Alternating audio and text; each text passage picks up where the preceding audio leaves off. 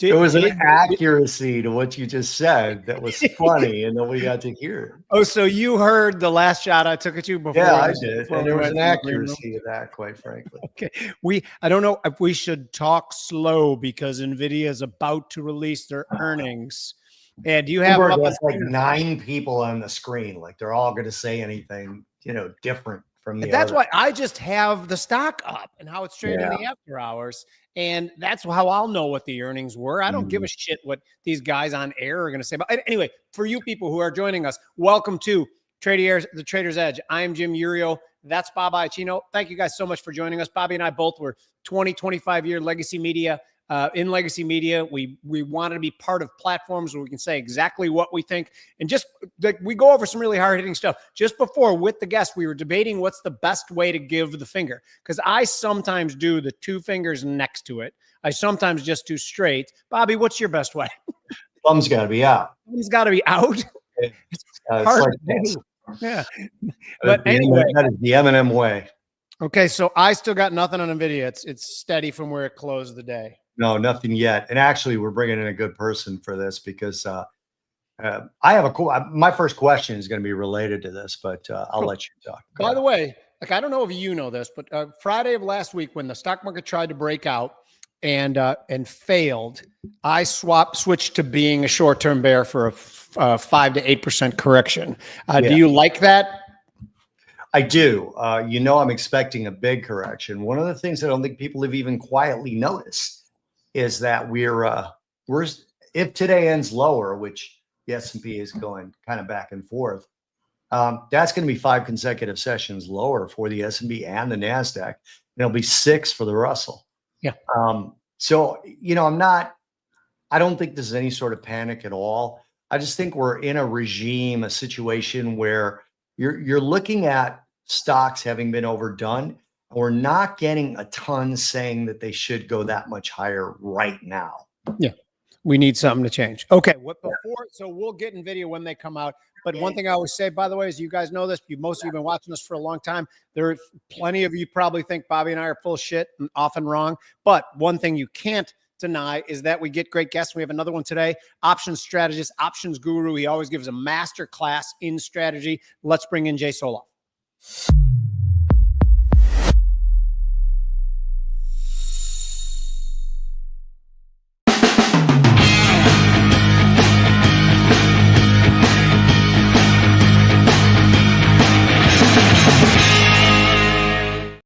Okay, so here's what's most important, Jay, and the mind of everybody. Okay, you're a huge Chiefs fan, which is great. I love it. I love that for you. I think it was the Atlantic that came out and said, inexplicably, the country has turned on the Chiefs. Okay, let me put my case out there and see if you think it's at least reasonable. I know you love the Chiefs, and that's fine. It would have been 3 straight Super Bowls. Every time you turn around and see a commercial, it's either Patrick Mahomes or either Kelsey, which both of them we associate with the Chiefs now, even though one was an Eagle. You get why some people didn't love them, right? Oh, certainly. Yeah.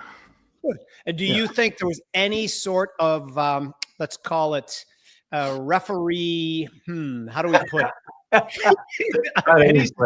Referee backing up until the final game, and be honest with us and yourself. Well, so so I grew up in Kansas City, so I've always had pretty intense hatred of the Yankees. But I never said to myself, I think honestly, that man, it would have been terrible to grow up in New York and be a Yankees fan or whatever. No, I mean, of course, like part of the hatred, there's obviously a little bit of envy there too, right? So, I think that's right. Yeah. So I never minded that, but I did get annoyed with the referee stuff, and the reason being is that if you looked at the actual statistics of penalties called versus the Chiefs versus anyone else, there was nothing to show that they were actually more penalized than a lot of other teams. I do think the league wants to protect Patrick Mahomes, but they've done that with all their star quarterbacks since the beginning of time, right? Or since not beginning of time. ever since that became a thing that they did, which was really Tom Brady, probably about since like 20 years ago, right? They don't want their marketable stars to get hurt. So, but I don't think that was just Mahomes. I think they would have done that, on any of their fate, name players that bring in the revenue. So, but yeah, so I don't actually, sure, there were some bad calls. Saw a lot of the calls I saw that people complained about. This is pre-Super Bowl, like they were. It was mostly Buffalo. Yeah. The Buffalo, like people complain about the Buffalo stuff, but you look at Buffalo had all sorts of things that they could have done in that game, or things that they did not do to win. Right. And penalties, it's just it's like anything else. Or I like to think about blackjack, right? If you're not counting cards, people complain about players who don't play properly on the blackjack table. But if it's an endless shoe and you're not counting cards, a bad play can help you just as much as a good play. Now, if you're counting cards, sorry. Yeah. I get that at the blackjack table all the time. Like, come on. Yeah. Anyway, Bobby. I want to say a couple of things. The Super Bowl was fair, and not because the Chiefs lost. It's not why I'm saying that. I didn't see anything. To your point about calls, there is evidence that Chiefs have gotten fewer calls in the playoffs, fewer penalties. There's actually data on that. Here's Rich breaking my balls again. He does this all the time. We love Rich. Thanks, Rich. So there is actually data. Now, we also can all agree that the Chiefs have the best coach in the league. Possibly, he's up there with the best coaches in history already. So it is possible, everybody who's anti-Chief, which I'm not. I am anti-Patrick, but there's other reasons for that, namely his wife. I'm not a huge fan, of his wife. She just watching that quarterback documentary, and she was driving me nuts. Anyway, it could also be possible that he prepares his teams better to not beat themselves in the playoffs. That is a possibility. Sure. I will say that there were two specific calls that Bills players were bitching and moaning, or Bills fans were bitching and moaning about, that I agreed with. And they were both in terms of the spotting of the ball. Yeah, one that they were bitching and moaning about, they were completely wrong on. There was an offsides. There was one offsides call where the Bills player was clearly in the neutral zone before the ball was snapped, which resulted in a sack of Mahomes. On the very next play, he got like a 26-yard completion or something. That was offsides, to the point where I was like so annoyed, I had to send like minute by minute screenshots of the play to my Buffalo fan friend and say, look, the ball has not budged and his head is almost touching the offensive tackle already. So I think it could have gone either way. I will say this, though. For people who hate the Chiefs, this was the worst Chiefs team in a long time, and they lost the Super Bowl. Yeah. That's Andy Reid, Patrick Mahomes. You guys are freaking good. And that's that.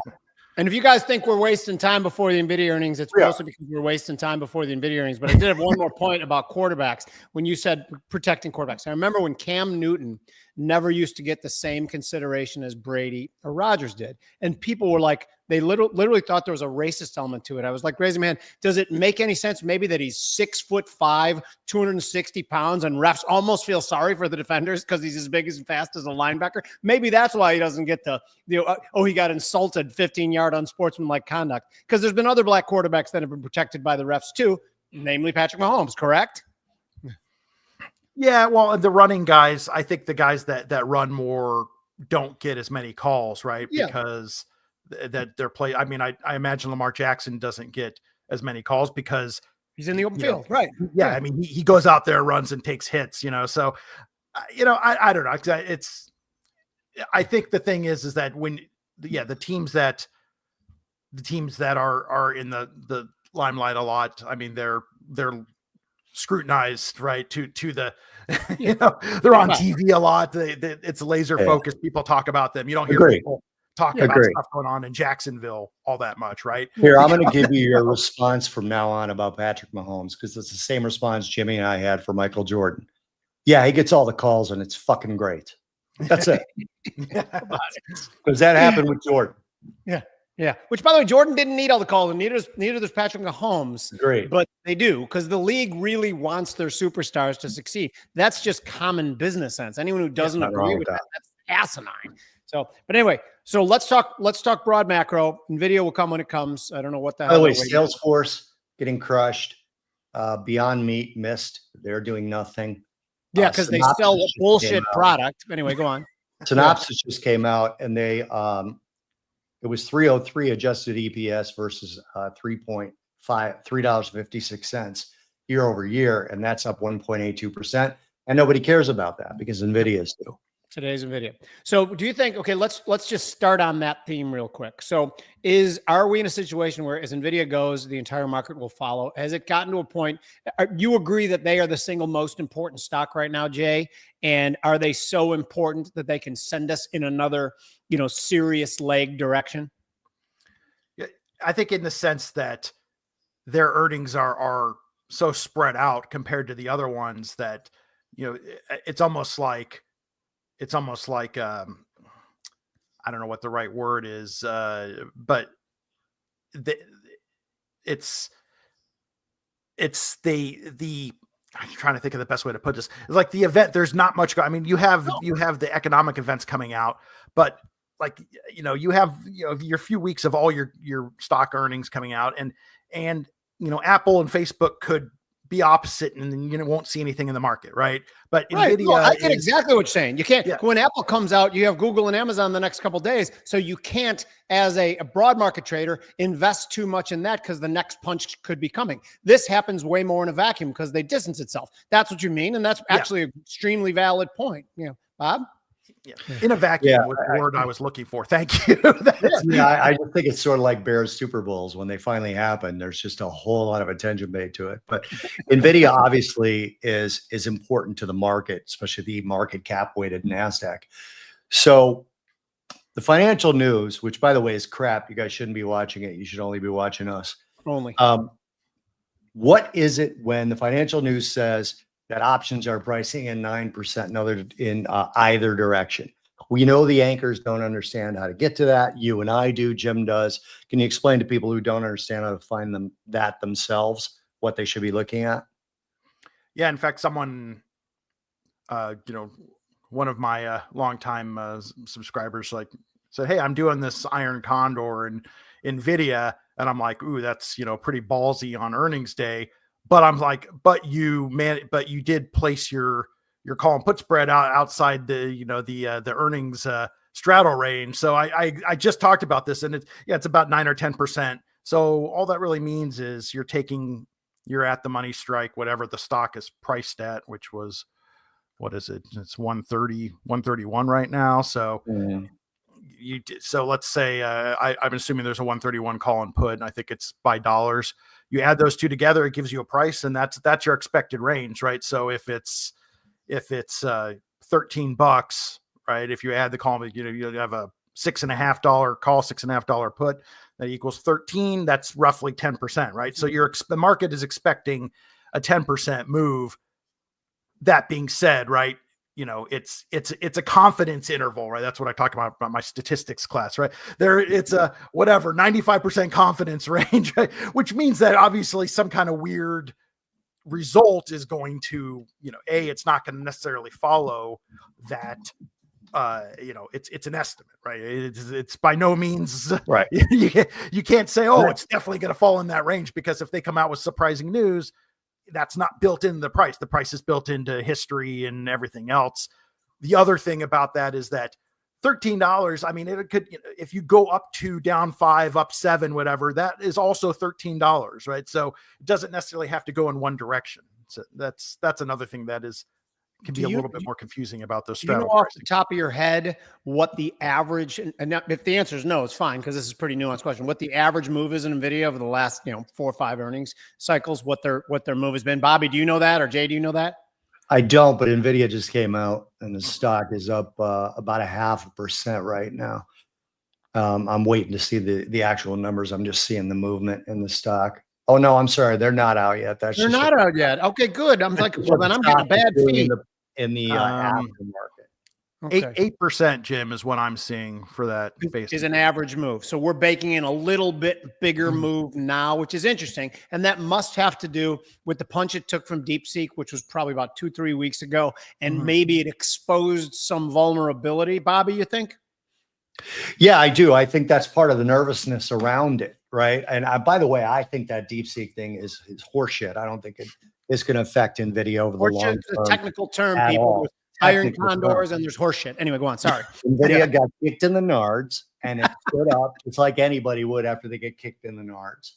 And by the way, when we come out with merchandise someday, that's going to be the first thing we come out with is a kicked in the nards shirt. Yeah, we're trying to bring back nards, Jay. That's where we're making a big effort. Yeah. My daughter says at my funeral, she will give her eulogy and say he made a real effort, not commercially successful, but he brought back nards. Yeah, but that Bob has that says, "Hello, I'm a nard." You know, if you can create that, I'm in. So, you know, I think we got it.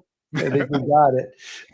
Yeah, so I definitely think it's that. Like NVIDIA is one of those stocks right now. It's going to fade in my view, similar to the way that, you know, the entire Mag 7 slowly faded. You're not going to be looking at NVIDIA as the bellwether for the stock market, I don't believe, for too much longer, if I'm being completely honest. Jay, do you agree with that? Go ahead, Jay. You know, to some extent, as someone, you know, I've embraced AI quite a bit, right? Like I'm someone that I'm not really a programmer. I've taken some classes in coding, but I'm sitting here asking whatever Chat GPT how to write code in Python and, you know, whatever, and coming up with reasonably decent programs. Like, I'm so impressed.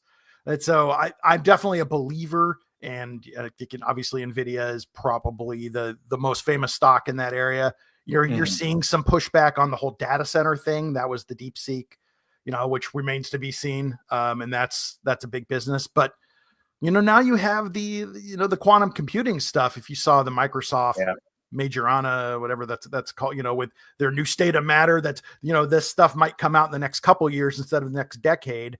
I guarantee you NVIDIA is going to be in that mix as well. So, I don't want to bet against it, but I would rather say if I'm going to pick a long-term stock, I'm probably in Microsoft, right? Like that's probably my favorite of those big names in the tech area.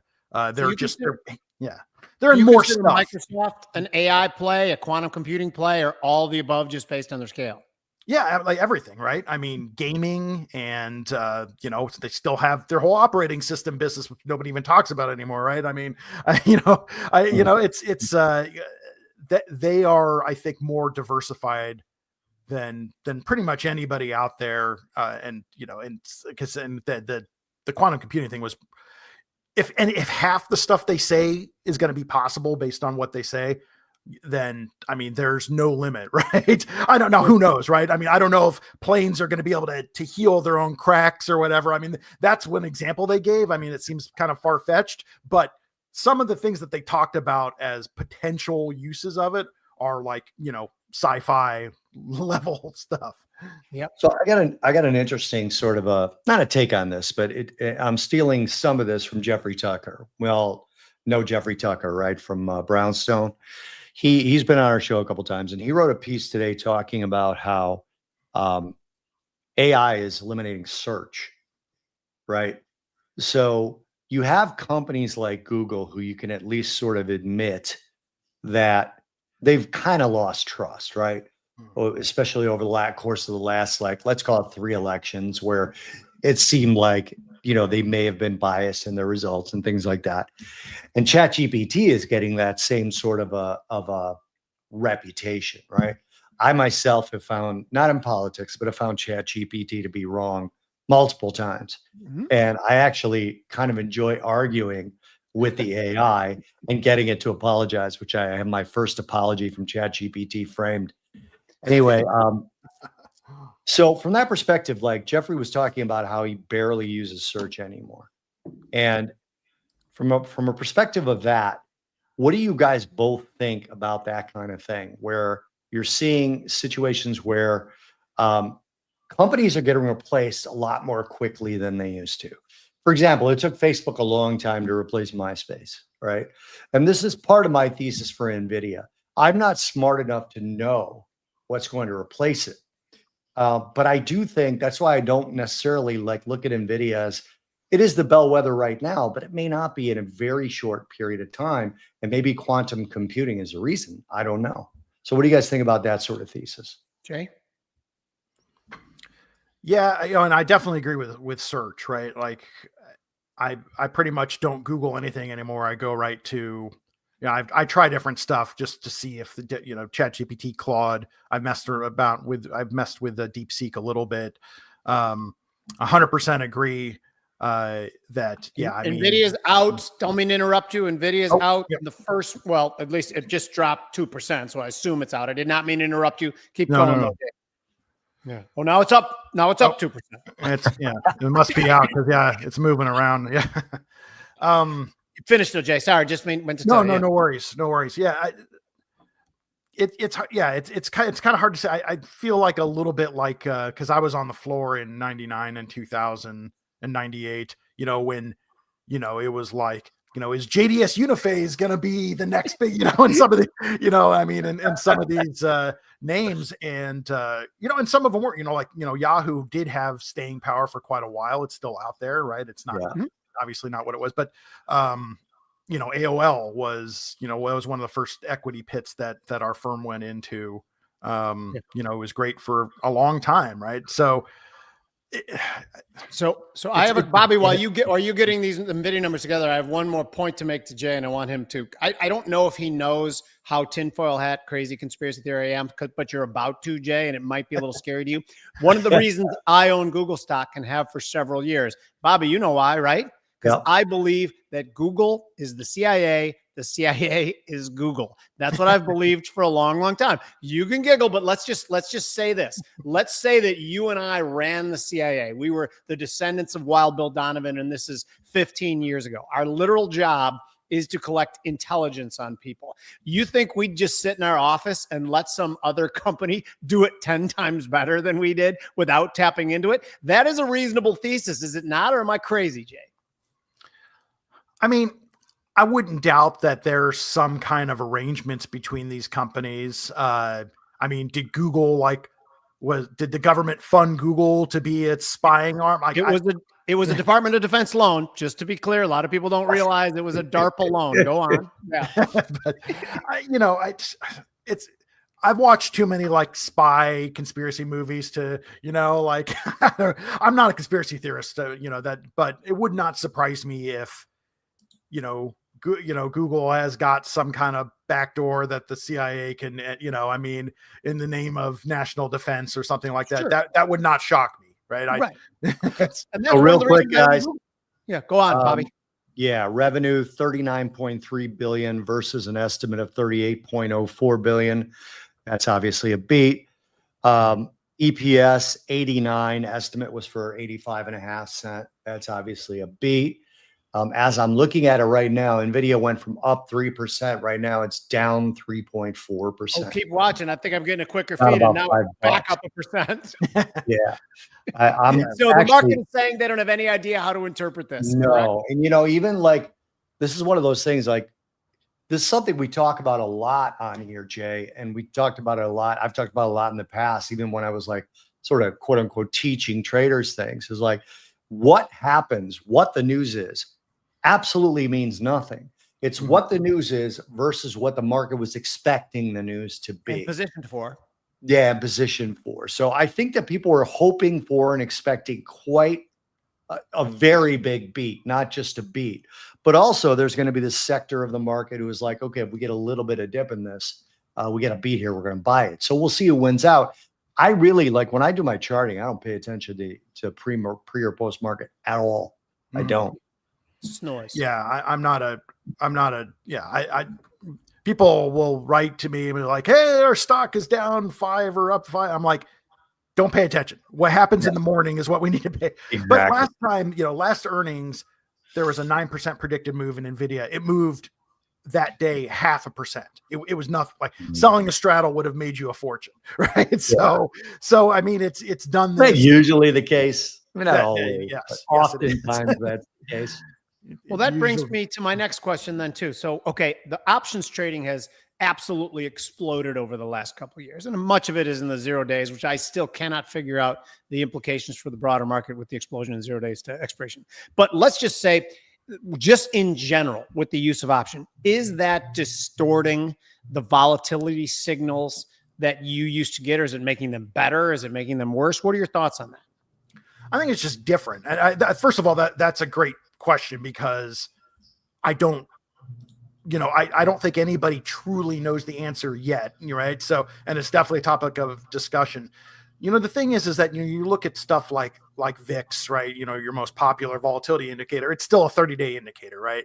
And a lot of your 0 DTE stuff really won't even necessarily make a difference in that, right? I mean, right. It's gonna, if you have a big new move one day to the next, it's not really gonna show up, right? You're gonna need a series of big moves in order for that to. So in some sense, like 30-day measures are still important. I think there might be some interesting signaling from very short-term stuff, particularly if you're seeing patterns. The research is still coming out on that, but there's some interesting things like, hey, you beat volatility, you're doing better than your straddle, right? So in other words, you're moving more than what the market's expecting 3 days in a row. Well, 97% of the time, the fourth day is not, right? Or so, I mean, there's some interesting studies like that going around, which that stuff is really hard because it doesn't, right? So, but it's interesting. So here's a follow-up question then, Jay. Let's say, and I've gone through this before too. Let's say you have someone coming to you who's a beginner using options, but they desperately want to learn how to use options. And a class is one thing, but actually doing it is a lot different. Mm-hmm. What I tell them to do is, okay, let's just get your system up right now. Let's buy a call spread for 2 weeks or put spread based on whatever your market opinion is. And I want you to just look at it every day and try to study how it fills out, how you make money, how you lose money on this. But it's a very, very defined risk trade. Mm-hmm. What do you do when someone comes in and says, I want to learn how to use options. I want to use options to enhance my returns? Yeah. And it's funny because I get a fair amount of pushback from more, institutional type people in this in Twitter, but I'm still a big covered call fan, right? Like I think it's very hard to beat the fact that you're getting the equity risk premium by owning the stock, and you're taking advantage of the volatility risk premium by selling a call, right? Now that assumes you're selling a call in what you expect are overpriced options, but it's obviously there's a lot of components to that, but you're getting 2 premia out there for the price of 1. And it's, again, like I try to tell people, should you do a cover call on NVIDIA before earnings? Probably not, right? But proper use of, the proper timing of, picking the right stocks and the right, this also goes pretty much for selling puts.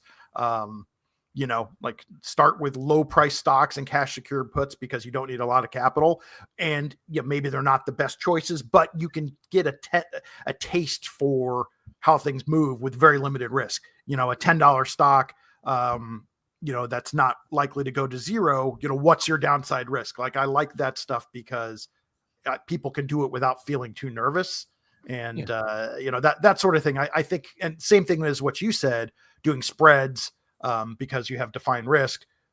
The only issue that I've ever had with spreads is that some people have trouble. They don't know what to say to get approved to trade spreads, right? Where they never have issues getting covered call or and I'm not a registered advisor, right? So I don't really want to tell people this is what you need to say to your broker to do it right. So, it's I have to kind of wait for people to get up to speed and be able to trade more complicated stuff with defined risks. But cover calls, cash secure puts, very easy to start with, very easy for your broker to allow you to do. Let's run the banner, Luis, and then Bobby, you got the next question. The banner is for a special offer the Tradier is giving, by the way, which will be 3 months free Tradier Pro. I believe Jay was the guest who trades options every day and said he uses Tradier Pro. Is that correct, Jay? But anyway, you will not be disappointed with the system. If you are considering being an options trader or you trade a ton of options, Tradier Pro is really the tip of the spear for technology regarding this. If you go now, you get a 3-month free trial. You have absolutely no obligation. Please, if you want to support this show, please punch it and sign up. Anyway, Bobby. Yeah, so I want to actually We got Sterling here saying hello. Sterling is a regular watcher of Mike's live shows. He actually is a moderator in Mike's live presentations. So Mike Singleton? Mike Arnold. Oh, Mike Arnold. Sorry about Yeah. that. Arnold, So great. Sterling knows. He also, if anyone's looking in the sort of Carolinas area and you're looking for I believe it's Toyota, Sterling's got to talk to. All right. I remember Sterling. Yeah, he does sell Yeah, he Toyota. works, Yeah, right. works in the finance area. So I actually have a chart of NVIDIA up here, and I'm putting it up for a very specific reason. As I'm looking at it in the aftermarket, I'm seeing a down 0.2%. It's seeming like, at least right now, that selling that straddle is probably the right idea, right? At least right now. We don't know how it's going to play out. I don't, what would have been the approximate expiration on that straddle? I don't really know at this point. Having said that, so this green line you're seeing is a 200-day moving average. This is a daily chart, okay? And then you're seeing a bunch of other moving averages that I've got on there that are basically shorter-term stuff. Brent from Deer Point Macro is here too now. Wait, it's not Brent. I get him confused with Santiago all the time. But no, we love Deer Point Macro, and why can't I remember his name either? He's a good guy and a great guest. Sorry, we can't remember his name. Yeah, we got to get him on this show as well. Anyway, Yeah. So one of the things I like about this particular, I'll just play around with this chart for a quick second. I'm not looking at any sort of a trade because, again, tomorrow is when I would be looking at this. But essentially with NVIDIA, we've got a breakout of some sort coming, right? And if we don't get a sustained move higher in NVIDIA through those moving averages, which is not significant resistance right now, they're all flat. And when they're flat like this, I just don't pay much attention to them. And we're going to get a break of the 200. And if that break sustains and holds, this could be the trigger of something, not just for NVIDIA, but for the NASDAQ. But the funny thing about people focusing on stocks like this, Jay, I want to get your comment on this. Focusing on one stock, like a lot of people do, which I try to get people to sort of spread out a little bit. CRM, to me, I've actually got a potential sell in there, right? Now, again, these charts do not have the intraday, and Salesforce started selling off after their earnings. What we've got here is a target of this 200 on CRM, and it seems to me like, well, I don't see CRM's live stock price right now, Jimmy, or if one of you guys can look that up. Yeah. I'm guessing if this weakness in CRM sustains, it's going to open up below the 200. And if that's the case, 200's at about 280, 259. Again, I don't know where it's trading right now. Right now, it's trading at 291.77, down 5%. After earnings were just now right before NVIDIA, right? You said that before. Yeah. By the way, CRM is Salesforce for people who don't trade it every day. Salesforce. Yeah. So we've got two clean. major stocks, but the entire world is focused on NVIDIA. As a matter of fact, I'm looking at X, and there's like 3 or 4 NVIDIA earnings live streams going on, including Yahoo Finance and Reuters, right? So I'm looking at this. By the way, we've got more viewers right now than Reuters does. But anyway, I'm looking at this, and I'm seeing like CRM is a much better setup to either exit longs, sell covered calls if you get a rally in it. So, again, we got to watch tomorrow. None of this really matters. Jay, do you ever have people that are like reaching out to you and saying, NVIDIA is coming out, what should I do? NVIDIA is coming out, what should I do? KG is saying I've got a bid ask in the upper left-hand side, but I don't include on these charts the overnight sessions, KG. So I'm not really seeing a live bid ask in here on either one of these. No, I think you are, Bob. I think he's right. We're at 291. Yeah, that's where the market is right now. We're in the upper what? Up here? Yeah, I think he's right. No, right there. See the bid ask? Honestly, bid is higher than the ask. Yeah, so that actually may be live, but the bid's higher than the ask. So I'm not looking. Oh, no, because I think that's where you can buy it and that's where you can sell it. That's where you can sell, right? 291 at 292.10. Yeah, thanks for who was the listener who just told us that. That is, I think that is live. Up here. Yeah, it's KG. Thank you, KG. But I still am not going to pay attention to it because it's after hours. And I just don't. So thanks, KG. I appreciate it. Very much so. Yeah. So anyway, Jay, do you ever have people to look at it and say, NVIDIA's out, and you're like, yeah, but whatever, there's other stuff moving. Yeah. I've gotten into, so of course I'm an options guy, obviously. And that's pretty much all I do. So I try to look at everything in terms of options, but I've gotten into some metrics that I've been reading about, in particular one called the Hurst exponent. I don't know if you're familiar with that. But it's a pretty cool, something that was originally based on like water flow or something with water. And it's the whole like fractal hypothesis. And it's pretty good in terms of history, like white paper research on showing trend versus mean reversion. And so I've been messing around with that for the last couple months. And then I like it in terms of, I like finding stuff that is, in trending or mean reversion state where I can sell a call spread or put spread in the opposite direction, right? Particularly put spreads. Call spread's a little tougher, like determining between trend and mean reversion is a little harder on the upside, but it works, I think, really well in terms of finding something that is near the bottom of the range and looks like it's going to mean revert. I really like selling put spreads down there, right? Because you have to define risk, and you have typically extra volatility because put values go up as stock goes down. And then, so I like doing that. And if there's an opportunity to suggest something like that, then I will look. If someone says, hey, what should I do with NVIDIA? Well, it's at the bottom of the range after earnings. I think this might be a good time to sell put spread, something like that. Right. I mean, that's kind of the extent. I'm basically looking for, overpriced options that kind of fit the setup that, I'm more of a seller. So I'm definitely more of a volatility seller. So trying to find the right setup and the overpriced options and things like that. If it doesn't fit it, then I usually don't have an opinion, right? Like, I'm like, it's not really my thing. So, but I would look at this one instead. Jay, is the reason that the call spreads are harder because it's sort of the natural upward bias of equity markets?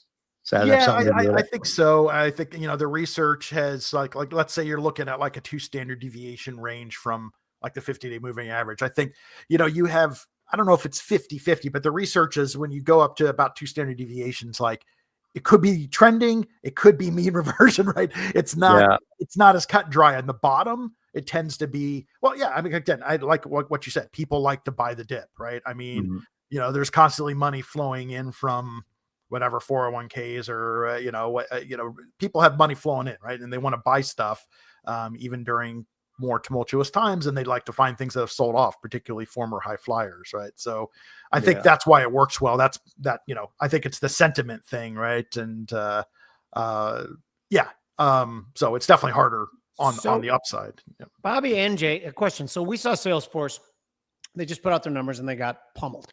Okay, so let's say are you going back to Salesforce chart? I could, sure. Yeah. So let's say you're someone who, believes the bull run in stocks is still. This is a weekly, by the way, Jimmy, just so you know. Still relatively healthy. So now it's traded down to it's at 292 right now. And it is, it definitely is running into some, no, it's already below those levels. I was going to say, do you sell a put spread on something like this because of the exaggerated move that has had? Do you find that if you did that somewhat religiously on big earnings day moves, would that be a winning strategy, Jay? Do you know? It's been my experience, at least like I generally do cheaper.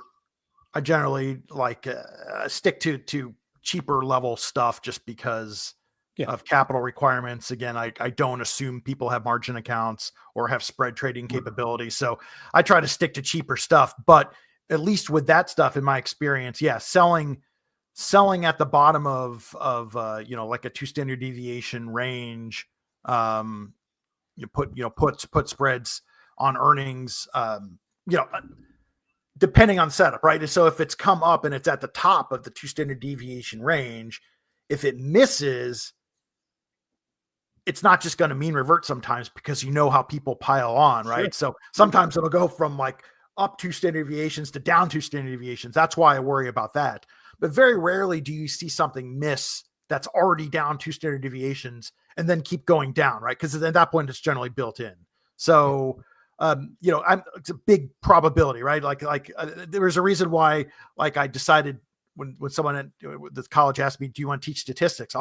Yes, I love probability, right? That's my life, right? I'm all about trading probabilities in my favors. Now, of course, it's not always going to work because you can't plan for everything. But a lot of times when sentiment is already kind of, it's built in, and this is built in, the options overpriced, and you kind of add all these things together. I would say, I don't know, my success rate's probably something like 80%. I don't have stats, but I mean, I'm pretty comfortable with it. The problem is you got to watch, the losers can destroy all your winners, right? If that's where the put spreads and stuff come in, right? You want your defined risk. Otherwise, it's very easy to give up all your gains when you have one kind of, gray swan type event, right? That you don't expect. So I just want to point out on the CRM chart before I put up Tim's question and Tim's chart request. On a weekly basis, CRM actually closed below this double top trigger. Now, for technical geeks, Mike Arnold and I did research on this, which basically means Mike Arnold did research on it. That this particular pattern fits all the markers of a high probability double bottom, which means it has well above 60% probability of getting to 273.83, which is right here. You guys can see what I'm pointing to, right? Mm-hmm. Should I zoom in, Jimmy, or is this good? No, I can see it. Yeah. All right. And I'm old with old man eyes. Yeah. And then once it reaches this, if it gets below it, it's got a very high probability, again, upwards of like 65% of reaching 260.51. So when I see something like this, and granted, this is a weekly chart, so there's time for this to happen. I would like to go out a little bit further along the options curve and find something to do. So if I give you those kind of probabilities, Jay, what jumps out at you? These are not recommendations, people, but what jumps out at you if I show you that I have a well above 60% probability on a weekly chart that we're going to drop from where we are now by almost $30? I mean, that's not a recommendation. Just what jumps in your head. What would you be exploring? That's a tough one, right? Because, well, I have to look at the option pricing after earnings. Of course, maybe there's a sale. Maybe this is a good time to maybe do some hedging instead, right? Or buying a put spread, because I'm not generally a buyer here, but if you think if you get the implied volatility crush, which generally happens after earnings, right? Like the news is out, the prices start to level out a bit, then sometimes you can find some pretty attractive purchase opportunities. And again, with a put spread, since this is an expensive stock, right? If you buy a naked put, it's probably going to cost a fortune, even with low volatility, just because of the nature of option pricing. But if you buy, so where are we at? 292. I mean, maybe you want to. It depends if you want to be more aggressive or you want to be more protective. But you're saying $30. Maybe you buy like a 270, 260 put spread or something like that. Yeah. Who knows? Without seeing how option prices open, hard to say. But maybe that's a $4 trade, right? And you can make $6 or something. I have an answer to this, Bobby, too. I like to do imbalanced put flies on occasion, like more directional, with a more directional slant. So I would look at that. And if I'm talking to Mike and Bobby, and again, I make no recommendations at all, particularly about individual stocks. So let's just say this is, it's pork bellies or cricket flour. I don't give a shit what it is. I would look at perhaps like let's call it a 280, 265, 255 put fly, 15 by 10. So the reason I would do that is because, like Jay said, it's going to be expensive. It's expensive stock. Vol's probably popped a little bit too. So I'm buying a put spread and selling a put spread. But the put spread I'm buying is going to be a wider put spread than the put spread I'm selling. I sell that put spread to cheapen it up a little bit. One thing I hate about doing a fly is if I'm right in the direction and it blows through everything, it's the same as being wrong, right? So, but if it doesn't, in this one, I will still have an intrinsic of, I think I said $5. I was just doing that off the top of my head. I hope you guys get the notion of what I'm saying. Jay, you like that kind of trade? Broken wing butterflies, directional broken wing butterflies. That's one of my favorite ways to trade. I absolutely love that trade. We'd have to look at the strikes and mess with the pricing, but assuming I think what you're saying is very close to what when you started talking about it, that was immediately what kind of popped into my head. So, maybe we're both crazy, but yeah. Well, remember, I said I thought that Google was the CIA, so I'm crazier, Bobby. I'm going to put this chart is Tim's recommendation. Luis, if you can put the comment up, or his question rather. Any thoughts on C3 AI? Full disclosure, I own April 25 and $20 puts. I'll just No, April of 25, $20 puts is what he. Oh yeah, sorry. April 25, $20 puts. Thank you. I read that wrong. So I will tell you that right now, I love these. I think you might take a little bit of heat, and then that heat may fail. Just looking at this chart on a daily basis, let me look on a weekly. On a weekly, yeah, it's completely broken down. It's about as ugly as charts get.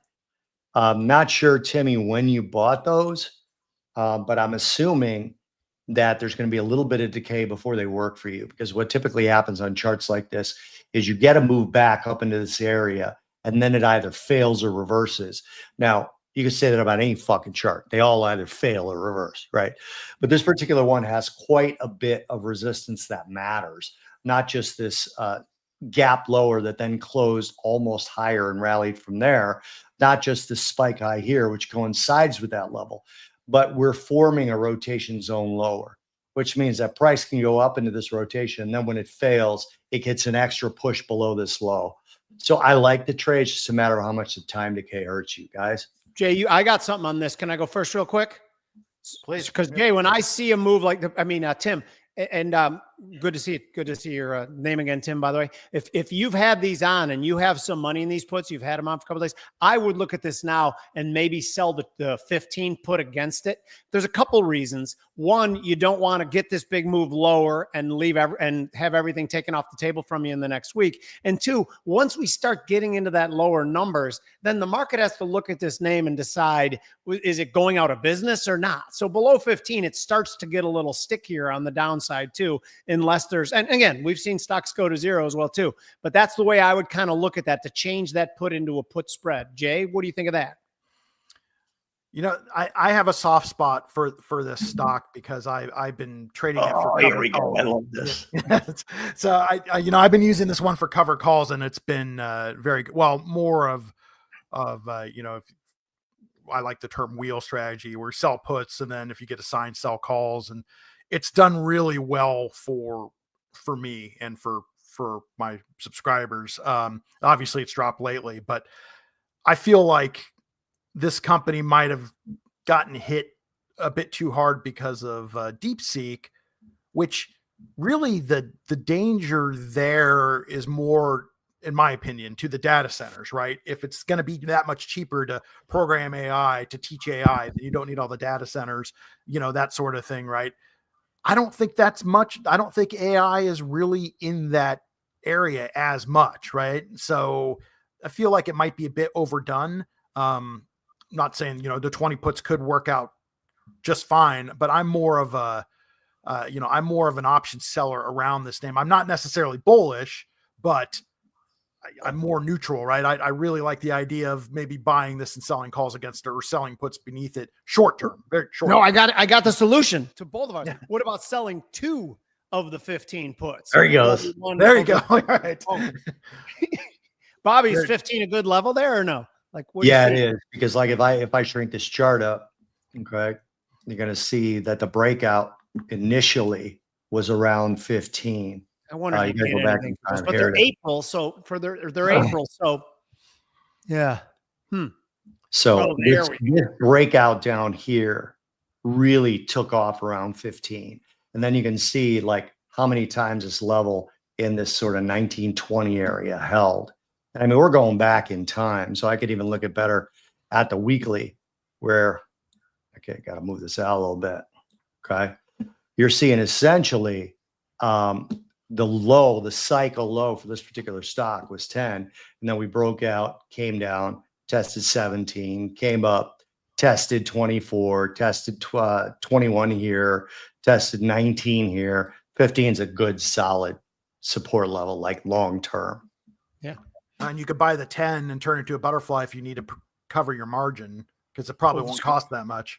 Now they're just going to have to go to your newsletter. Jay. Yeah. because it's getting to be too After much. that, you're gonna have to pay for more stuff too. Which, by the way, everyone who is viewing right now, like I loved the notion that we were breaking news on NVIDIA. It reminded me of my days with legacy media, and that part of the job was fun when we were actually breaking news. I personally think we did about 10 times better job breaking news than any of those morons at the TMZ of financial stations who will all say something stupid. Because we can swear, we can say holy shit.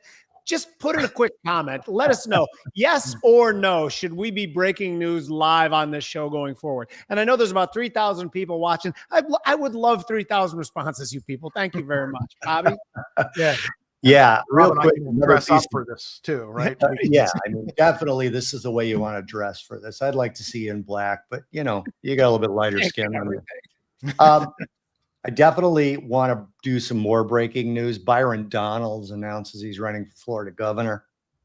So, I What do you don't know. think about that? I'm in Florida right now. What do you think about that? Well, I really thought by the way, Tim says yes on breaking news. He's the first one to comment. So we got that going for us. Timmy's a good friend down here. He doesn't live too far from me. Good man. He's also a very successful long-term investor. So anyway, Byron Donalds, I don't necessarily like losing people in Congress like that have that sort of an attitude around things.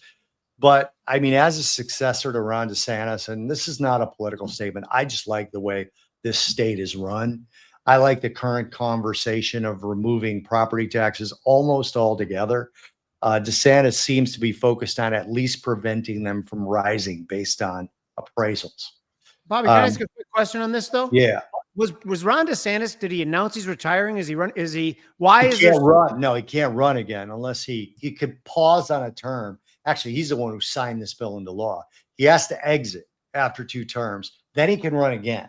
He's the one who broke I that didn't into know law. that, and I was so confused on the headline of Byron Donald. Jay, did you know that, or am I an idiot? No, I was going to ask the exact same question, or maybe he's Yeah. planning for a presidential run. Sure. Yeah. I believe it was Charlie Crist, and Tim might know this, but I believe it was Charlie Crist that signed the governor term limits to 2. And then DeSantis is actually one who signed that after 1 term out, you can run again.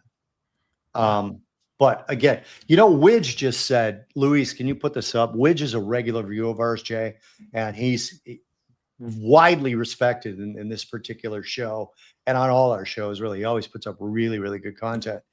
Widge said, would love to see Byron Donalds on the show. I've actually got, and if anyone who knows Byron Donalds is watching this, I have his cell phone number. I'm not going to say where I got it. And I'm actually in his district.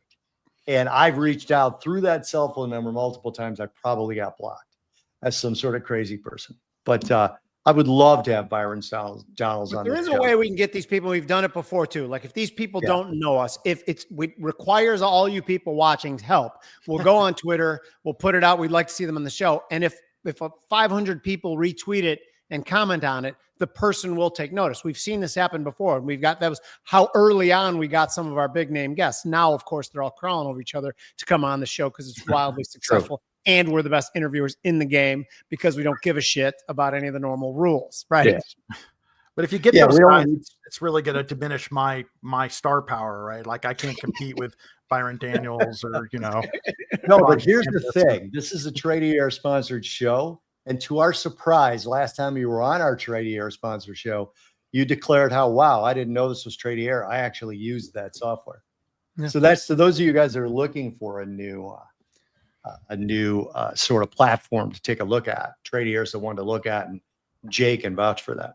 Yes. Okay. Are we done here, boys? Yeah, I think we are. Tim just said Byron is a former banker. I may be able to help. Timmy, if you can help, we'll put you on the show with him. How's that? Yeah. Well, Widge, by the way, the fact that he stays anonymous, which Widge is an extremely bright guy. Yeah.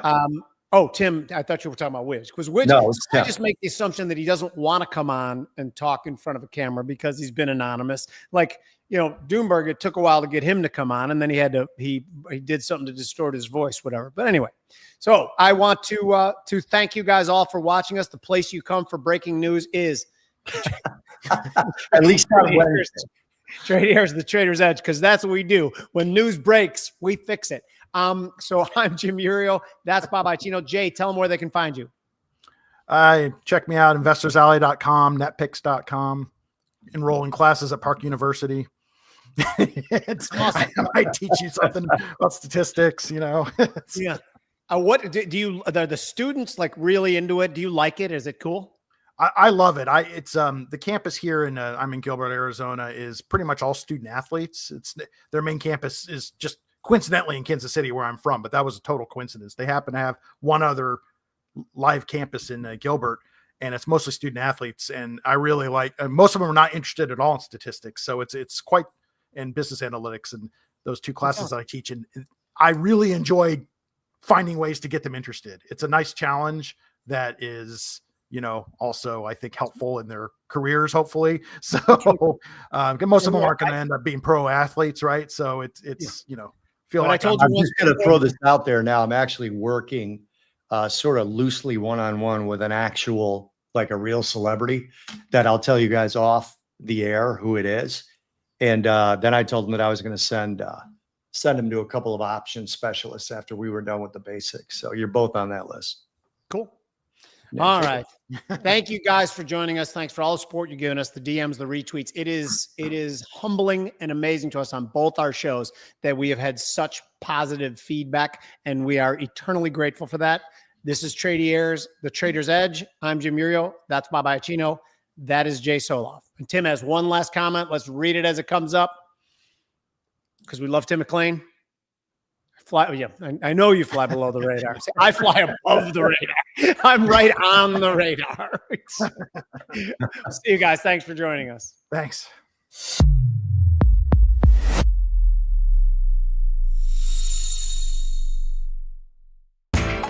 You know how the financial world goes. Here comes the buzzkill. Please make sure to take some time to read this boring disclaimer. We will owe you one.